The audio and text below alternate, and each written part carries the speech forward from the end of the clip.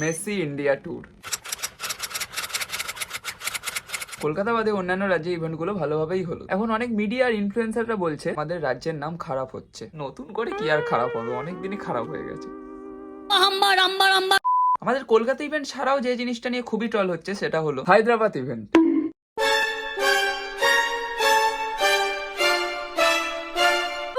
ভাবো, তুমি লিওনেল মেসির সাথে বল পাস করার সুযোগ পেয়েছো, আর তোমার পাসিং স্কিল মেসি, যাকে তার টিমের প্লেয়াররা খুঁজে খুঁজে বল পাস করে, এ ম্যাচে এত ছোটে না, তাকে এখানে বলের জন্য ছোটাচ্ছে। সালাটা ক্লিয়ার। হ্যাঁ, আমি মানছি ইনি সিএম, ইনি কোনো ফুটবলার নয়, তা বলে মেসিকে মিস পাস, এর থেকে খেলারই দরকার নেই। আর এটা কি?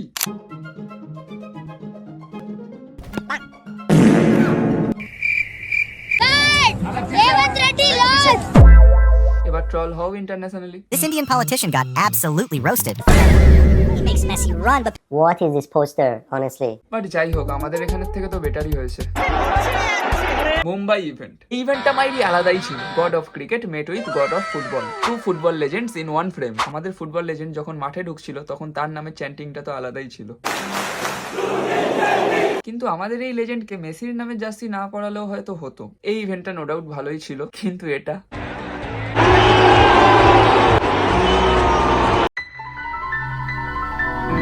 মেসিও ভাবছে এরা কারা রে। আর এই সেলফিটা ভাবো, তুমি মেসির সাথে সেলফি তুলতে আসছো, তাও চুইনগাম চেবাতে চেবাতে, তাও ফটোটা একবার ঠিক ওঠেনি তাই আবার তুলতে যাচ্ছ।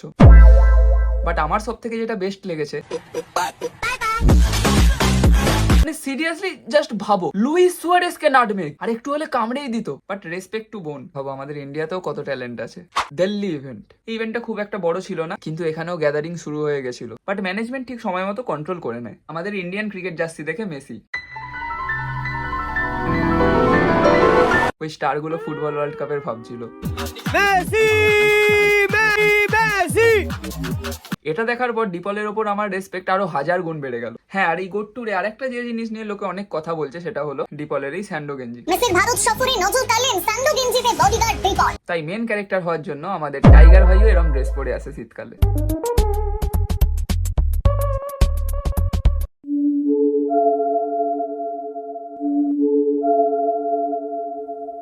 এটুকু সময়ের জন্য কলকাতা এসে আমাদের পুলিশ ও নেতাদের অভ্যেসটা ডিপল ভাইয়ের লেগে গেছে। কি ছোঁয়াচে। হ্যাঁ, এই 4টে জায়গা ইভেন্টের পর ট্যুরটা কমপ্লিট হয়ে যাওয়ার কথা ছিল। দেন আমাদের ইন্ডিয়ান ইকোনমির বস মেসিকে নিয়ে যায় হাতি দেখাতে। আরে এটা না, মেসি হাতির সাথে ফুটবল খেলে। লিও উইথ লিও। আর মেসিকে দেখানো হয় আমাদের ইন্ডিয়ান হিন্দু কালচার। আর এগুলো দেখার পর তো জাস্ট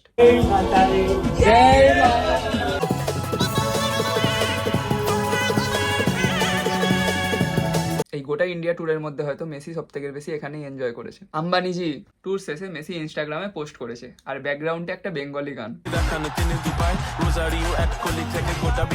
দেখলে একদিকে গর্বও লাগে, আবার একদিকে লজ্জাও লাগে। মেসির পোস্টে একজন বাঙালির নাম, কিন্তু সেই বাঙালি এখন শুধু কলকাতা না, বাকি জায়গাগুলোরও ইভেন্ট প্ল্যানার ইনিই ছিলেন। প্রবলেমটা এনার মধ্যে না কার মধ্যে সেটা নিয়ে আর কিছু বলার নেই। কিন্তু এটা জানতে হবে, 20 টাকা জলের বোতলগুলো 200 টাকায় বেচে এই টাকাগুলো কার পকেটে গেল। অনেক মানুষের এই টাকা স্ক্যাম গেল, কিন্তু সব থেকে বেশি যারা বাঁশ নিল। এফআইআর করলাম একটা, সবাইকে চিহ্নিত করে আমি তাদের এগেইনস্টে আমি স্টেপ নেব। পুরো রাজদা দিল কেস করে। আমি ওই মেসি বলার ফেসি বলা যাও খেলার ভিডিও করে, আর ভিডিওতে উঠেছে মেসির আসল পুরানো, আমার তো জানা নাই। না জেনে এত বেশি বকা। খুব তাড়াতাড়ি একে নিয়ে ভিডিও আসছে, চ্যানেলটা সাবস্ক্রাইব করে রাখুন। আর মেসিকে নিয়ে আগের ভিডিওটা না দেখে থাকলে ডেসক্রিপশনে লিংক দেওয়া থাকবে, অবশ্যই ওই ভিডিওটা দেখুন। আর এত অবধি যদি ভিডিওটা দেখে নিয়েই থাকেন তাহলে প্লিজ একটা লাইক আর কমেন্ট করে দিন। একদম লাইক কমেন্ট আসছে না ভিডিওতে। তো খুব তাড়াতাড়ি দেখা হচ্ছে পরের ভিডিওতে। Till then bye. মেসিকে আর দেখাই হলো না, কলকাতায় এসে চলে গেল। মেসিকে দেখতে এলাম, শুভশ্রীকে দেখেছি 12,000 টাকায়।